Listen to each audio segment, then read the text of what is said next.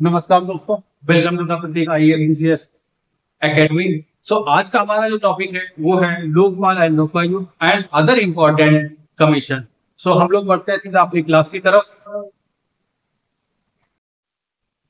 आज का पहला question, establishment of Lokpal and Lokayukta in India was recommended by. तो जो establishment of Lokpal and Lokayukta था उस किस कमीशन ने रिकमेंड किया था? तो वो था ARC, मतलब एडमिनिस्ट्रेटिव रिफॉर्म कमीशन है। ठीक है, ARC। Option B is correct. Option B is correct. अगला question, Administrative Reform Commission 1969-67, which was first time recommended for the setting up Lokpal and Lokayukt was headed by। तो किसने head किया था? पहला ARC commission. ठीक है, किसने recommend किया था या किसने हेड किया था? वो ये मोरारजी देसाई। मोरारजी देसाई बाद में प्राइम मिनिस्टर ऑफ इंडिया भी। ठीक है, तो मोरारजी देसाई ने इस कमीशन को हेड किया था। Choose the correct option. Correct answer, the appointment of Lokayukta at the state level was first recommended by. किसने रिकमेंड किया था? अभी बताया था, ARC administrative reform commission 1966 and 70, headed by Morarji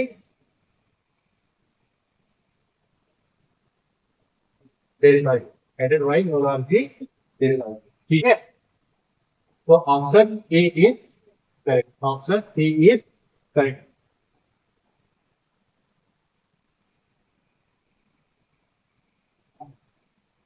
Indian model of ombudsman is क्या था?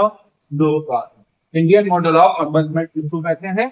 Lokpal. Indian model of ombudsman is Lokpal. Ombudsman is the first stabilized in 1809 as an independent supervisory agency in Sweden। कहाँ stabilize किया गया था पहली बार? Sweden में। Which of the following commission committee has recommended the creation of local body ombudsman? तो किसने पहला फर्स्ट ARC मतलब फर्स्ट एडमिनिस्ट्रेटिव रिफॉर्म कमीशन। ठीक है, कब बना था? 1966 से 70। ठीक है, which of the following has recommended that appointment of Judge to High Court should be through the participation of executive, legislative and Chief Justice of India? ये किसने बात की थी कि जो जजेस का अपॉइंटमेंट है उसमें किस तरह इसका पार्टिसिपेशन होना चाहिए? ठीक है, ये बात की थी हमारे सेकेंड ARC में। सेकेंड ARC में इसकी बात हुई थी, मतलब सेकेंड एडमिनिस्ट्रेटिव कमीशन में इसका जिक्र हुआ था। अगला question, the first Lokpal bill was presented in parliament. कब प्रेजेंट किया गया था पहला लोकपाल बिल? 1968 में। 1968 में पहला लोकपाल बिल पार्लियामेंट में प्रेजेंट किया गया था। Who was the first Lokpal of our country? पहले लोकपाल कौन थे? जस्टिस पिनाकी चंद्र घोष। जस्टिस पिनाकी चंद्र घोष जो थे वो फर्स्ट लोकपाल अपनी कंट्री के थे। Which of the following statement about Lokpal bill 2011 इस करेक्ट? कौन सा स्टेटमेंट इसमें से करेक्ट है? पहला state, was introduced in Lok Sabha on August 2011। ठीक है, 2011 की बात हो रही है, 4 अगस्त को भी इसको इंट्रोड्यूस किया गया था। was introduced by Shri P Chidambaram, home minister. उस समय के होम मिनिस्टर कौन थे? पी चिदम्बरम। ये गलत था, पी चिदम्बरम भी नहीं थे। has been referred to state standing to the standing committee। ये बिल्कुल सही है, बिल्कुल स्टैंडिंग कमेटी के पास रेफर किया गया था। तो has been done by civil society members as we. ये भी सही है, option D is correct, option D is.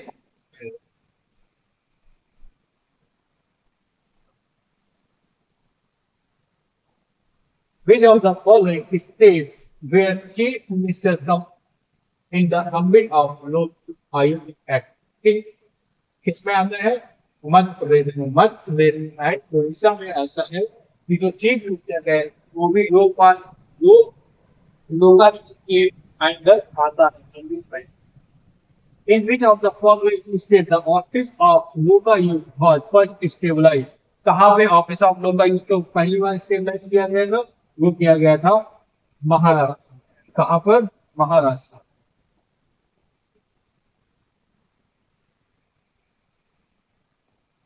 Which one of the following states first stabilized the institution of Lokayukta? तो आपने अभी देख लिया, महाराष्ट्र थे। The Lokayukta of Uttar Pradesh submits its report. Lokayukta अपनी रिपोर्ट किसको सबमिट करता है? तो करेगा गवर्नर को। Civil society representative in the panel for drafting the Lokpal bill include। जो लोकपाल बिल को ड्राफ्ट किया गया था उसमें कौन कौन मेंबर थे? अन्ना हजारे जी थे, ठीक है, संतोष जी थे और शांति भूषण जी थे। किरण बेदी नहीं थी, शांति से नहीं थे। ऑप्शन डी इज करेक्ट, ठीक है।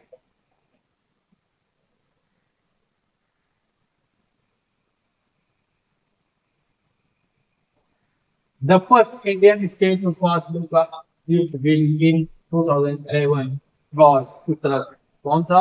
पहला स्टेट उत्तराखंड ने इस बिल को पास किया था।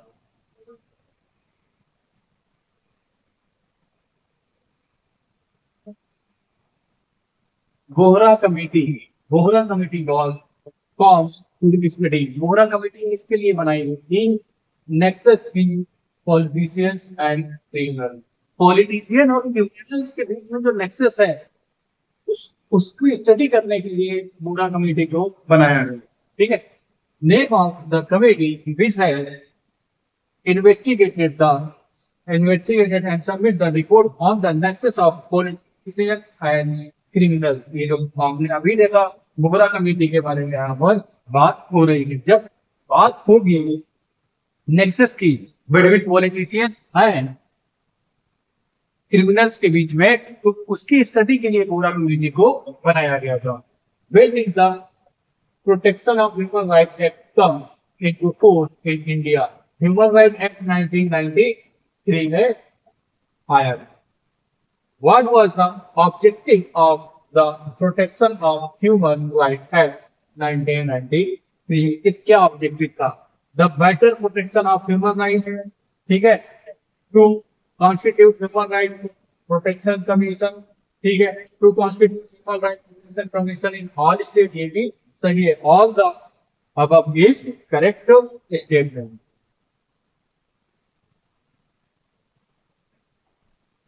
who recommended to Indian Administrative Service and Police, Indian police service किसने रिकमेंड किया था? जो IAS और IPS के की सर्विस है उसको खत्म कर दी जाए।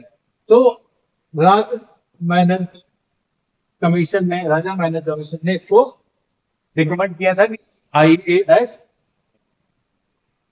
और इस सर्विसेज को खत्म किया जाए, ठीक है। Who is not a member of the committee for the appointment of chairperson and member of Human Rights Commission? Human Rights Commission में member और chairman को अपॉइंट करने में कौन होता है? जो इसमें से कौन है जो member नहीं है? स्पीकर ऑफ द हाउस हो गए, लीडर ऑफ द हाउस हो गए, leader of council of state होता है, chairman of council of state. Chairman कौन होता है काउंसिल ऑफ स्टेट का? चेयरमैन होते हैं वाइस प्रेसिडेंट, ठीक है। तो ये तो होंगे ही नहीं, तो option B is correct.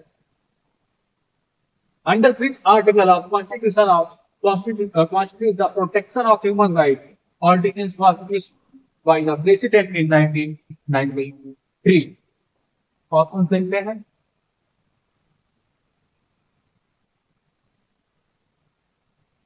Article, अगर ऑर्डिनेंस की बात होती है तो ordinance making power of president किस आर्टिकल में आती है? 123 123 में।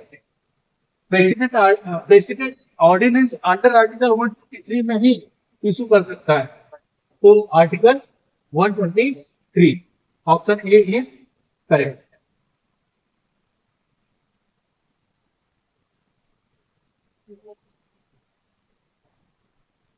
In relation to offence described under section 175, section 178, section 179, section 180 or section 228 of the Indian Penal Code, Human Rights Commission to be deemed civil court. Human Rights Commission को कैसे देखा जाता है?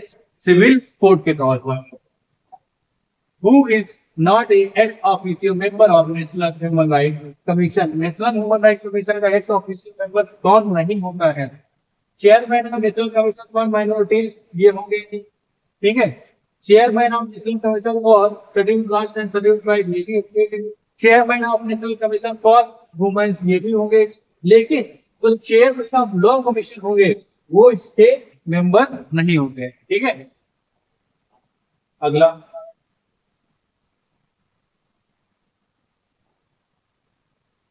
in which section of Human Rights Protection Act 1993 is public servant defined? Public servant किसमें define किया गया? Section 2M। Section 2M of Human Rights Protection Act 1993 define public servant. It shall have the same manner assigned to the term under section 21 of Indian Penal Code.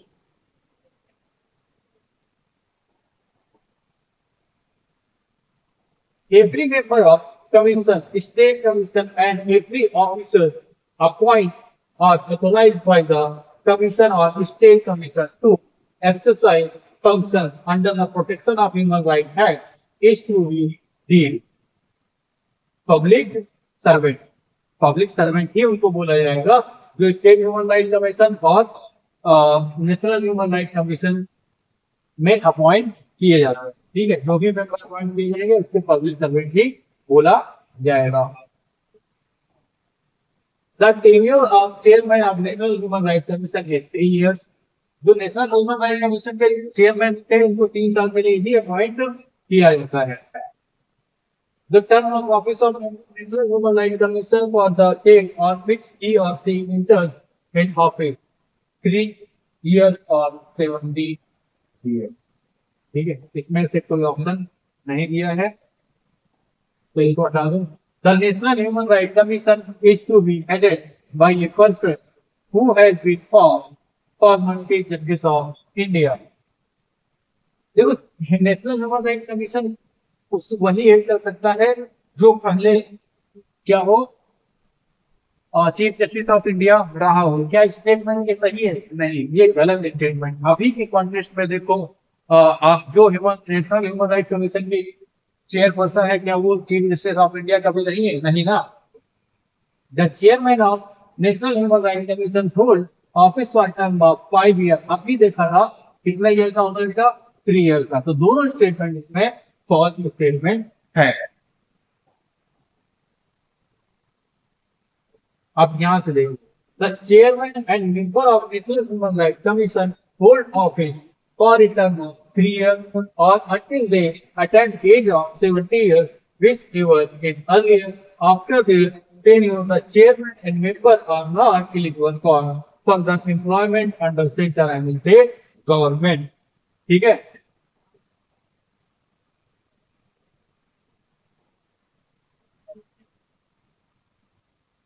अब इसका तो बाकी तो current chairman कौन हुए हैं वो आप देख लेना। According to the national human right commission act 1993, who among the following can be its chairman? कौन उसका चेयरमैन हो सकता है? ये भी आप चेंज हो गया, ठीक है, वो भी क्वेश्चन हटा लो। While complaints or violence of human rights by the member of armed force or the commission either with either on its own motion or on receipt of a petition bill. तो इसमें inquiry है खुद से कर सकता है किससे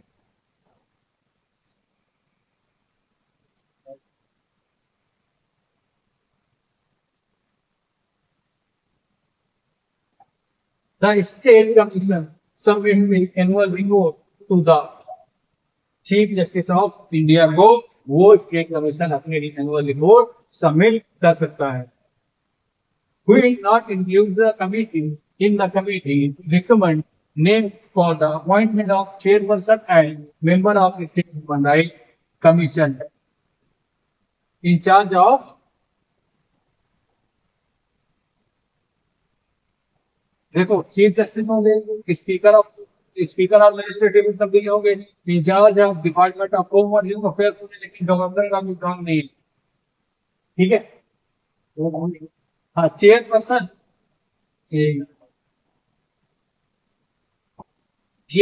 and member of state human right commission are appointed by state human right commission के चेयरपर्सन को कौन अपॉइंट करेगा तो ऑब्वियस सी बात है गवर्नर भी अपॉइंट करेगा. कौन करता है Governor. The State Human Rights Commission chairman is appointed by Governor. Governor may make appointment on the recommendation of committee comprising of Chief Minister, Speaker of Legislative Assembly, State Home Minister, Opposition Leader of Legislative Assembly. ठीक है ये लोग commission में होते हैं. In the definition of armed force under the Protection of Human Rights Act, which of the following is not included? क्या कौन सी चीज इंक्लूडेड नहीं है? Arm force of the state इनको इंक्लूड नहीं किया गया. A sitting judge of High Court or a sitting district judge can be appointed as member of the State Human Rights Commission after consulting with किससे consult करके appoint किया जाता है? पहला chief justice of the high court on off the concern state. जो इस state में sitting जज को अपॉइंट किया जाएगा वहां तक उन स्टेट के हाई कोर्ट का जो चीफ जस्टिस होगा उनका कंसर्न लेना जरूरी होता है. ठीक है.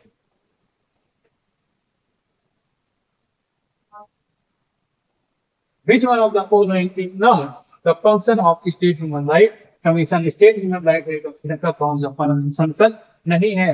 इंक्वायरी को तो वायलेंस ऑफ ह्यूमन राइट बिल्कुल कर सकता है, विजिट एनी जेल कर सकते, विजिट भी कर सकते हैं, review of protection of human right ये भी कर सकते हैं. लेकिन बी वाला जो ऑप्शन है to punish for violence of human right ये नहीं किया जा सकता, वो पनिश नहीं करता. ठीक है.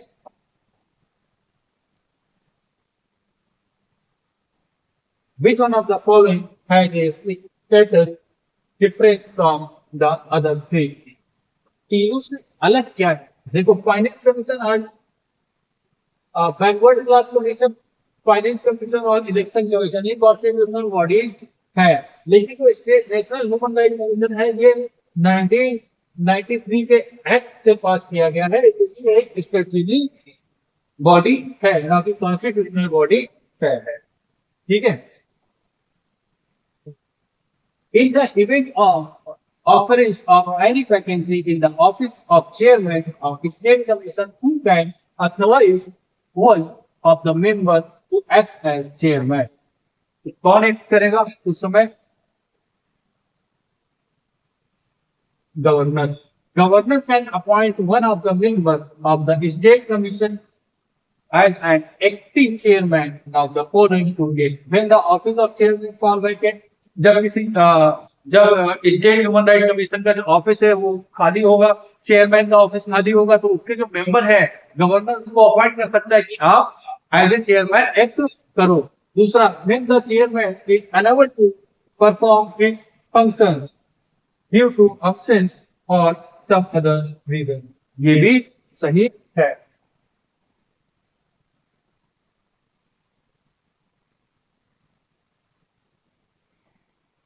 Which of the following are constitutional authorities?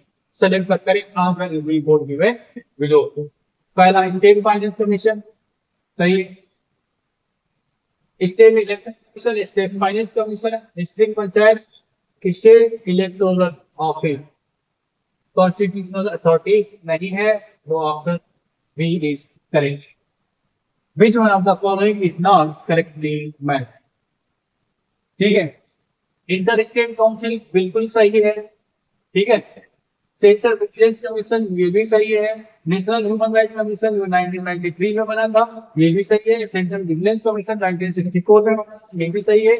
Inter state council ये 1990 में बना था ये भी सही है। लेकिन जो नेशनल डेवलपमेंट काउंसिल है वो 1952 में बनी थी, तब जो प्लानिंग कमीशन बना था।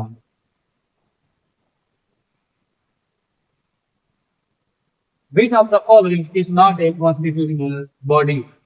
स्टेट ह्यूमन राइट कमीशन जो है वो कॉन्स्टिट्यूशनल बॉडी नहीं है, कि हम आपको पहले ही बता देंगे वो स्टेटमेंट्री बॉडी है, ठीक है। इसलिए option A is incorrect.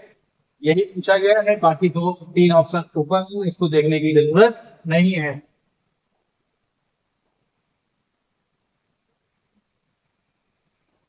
Consider the following statement regarding appointment of National Commission for revising the Constitution.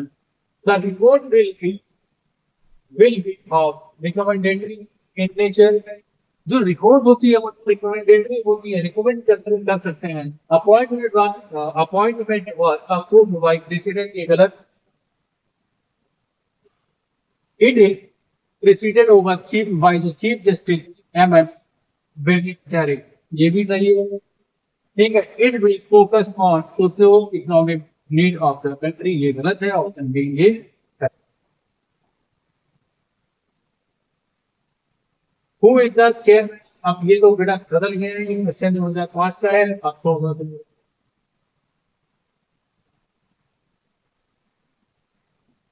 chairman of the Constitutional Review Commission set up in February is 2008 कौन थे? एम एल वेंकटम चलेगा, M L वेंकटम चलेगा, ठीक है। The question considering the Swaran Singh committee was related to Swaran Singh committee का जो report थी वो इसमें थी fundamental directive principle of state policy, DPSP से।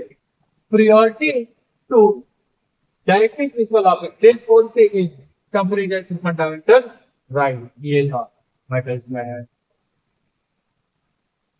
And advocate any of specified by the state government for the purpose of conducting of case in human rights court and special public prosecutor who has been in protection for not less than 7 years. कितने year?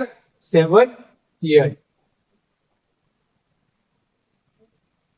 The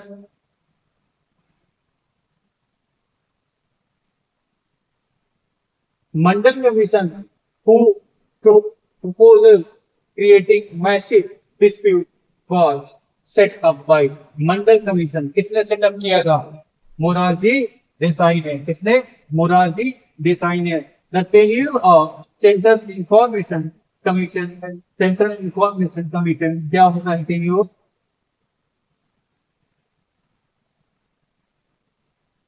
According to Central Information Act 2009, tenure of Chief Information Commission and Information Commission shall be notified by Central Government. ठीक है, central government को notify करेगी। कोई specific चीज इसमें नहीं लिखी है कि इतने दिन भी वो ऑफिस में रह सकते हैं, वो डिपेंड करता है सेंट्रल गवर्नमेंट को कब नोटिफाई, क्या नोटिफाई करेंगे, ठीक है। अगला question,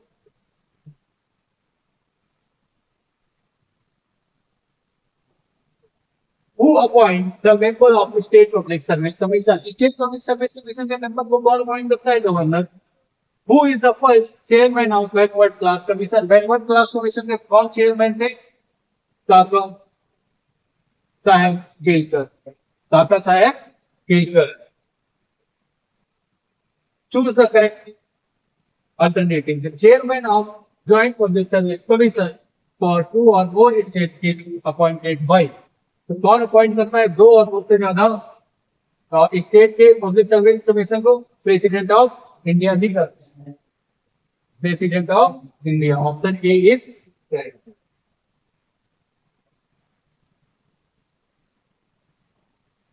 The chairman of State Public Service Commission is appointed by. State public service commission की बात हो रही है तो डॉक्टर भी अपॉइंट करेगा.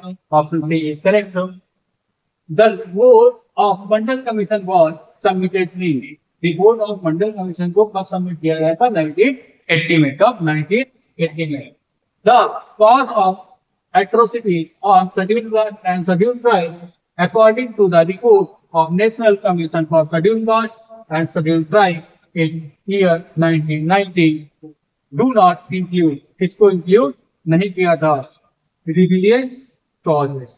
रिलीजियस कॉजेस को इंक्लूड नहीं किया गया.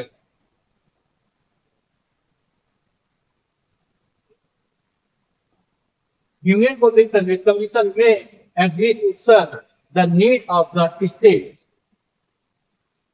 On the request of chief minister with approval of prime minister. गलत. On the request of election commission. Election commission obviously इससे कोई मतलब ही नहीं थी. On request of governor with the approval of prime minister, ये भी नहीं है.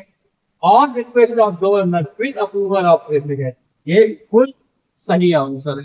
ठीक है. The function of state public service commission of union of Uttar Pradesh can be extended by. कौन एक्सटेंड कर सकता है? Uttar Pradesh state legislature. अब उत्तर प्रदेश का लिख दिया या स्टेट लेजिस्लेचर लिख देते तो ज्यादा ही अच्छा था, क्योंकि यहाँ पर उत्तर प्रदेश की बात हुई है इसीलिए यहाँ पर उत्तर प्रदेश लिखा है. अगर मध्य प्रदेश की बात होती तो यहाँ पर मध्य प्रदेश लिखा जाता. ठीक है.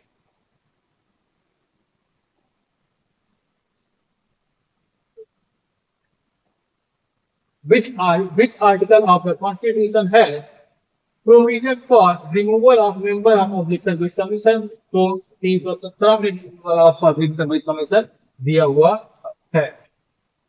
In which of the following matter the State Public Service Commission is not consulted on making transfer of civil servant? On making transfer of civil servant पे State Public Service Commission को नहीं कंसल्ट किया जाता. ठीक है.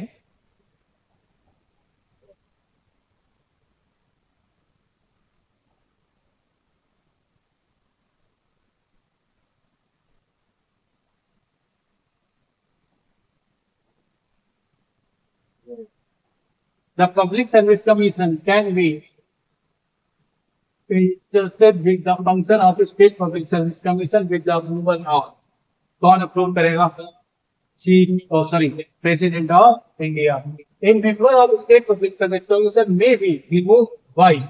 अगर state public service commission के member को कौन रिमूव कर सकता है? तो वो बेटा प्रेसिडेंट ही कर सकता है. अपॉइंट तो गवर्नर कर सकते हैं, लेकिन रिमूव करने के लिए प्रेसिडेंट के पास ही जाना पड़ेगा.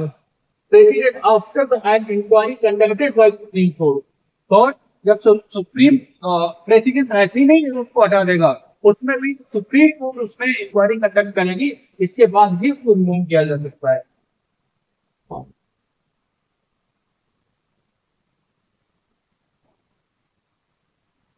The Union Public Service Commission submits its annual report to obviously president के पास ही करेगा. In the removal of which of the following offices does the Parliament not play any role? तो किस ऑफिस को ऑफिसर्स को रिमूव करने में parliament कोई role play नहीं करती है? जज ऑफ हाई कोर्ट बिल्कुल करेगी, ये गलत हुआ. जज ऑफ सुप्रीम कोर्ट भी गलत है. ठीक है. और कंट्रोलर एडिटर जनरल भी गलत है.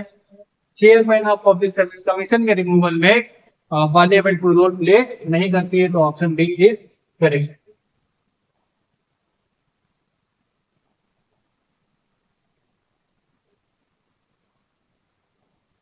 The first woman chairman of Public Service Commission was Rose Betko. Which of the following is correct about Indian Public Service Commission of India? कौन सा स्टेटमेंट करेक्ट है? It has nothing to do with State Public Service Commission. Indian Public Service Commission का State Public Service Commission से कुछ लेना देना नहीं.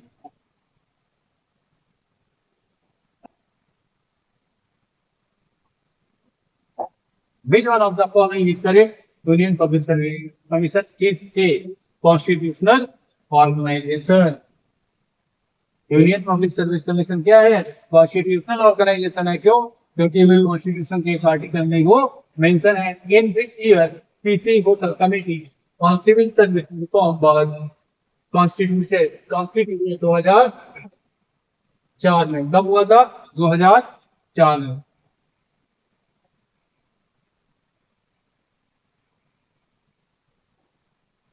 The expenses of Public Service Commission of Uttar Pradesh are charged upon consolidated fund of state से charge किए जाते हैं.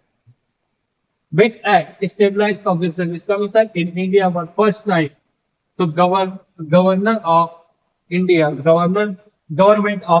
Act 1990. Government of India Act 1919 में Public Service Commission को स्टेबलाइज किया गया था इंडिया में.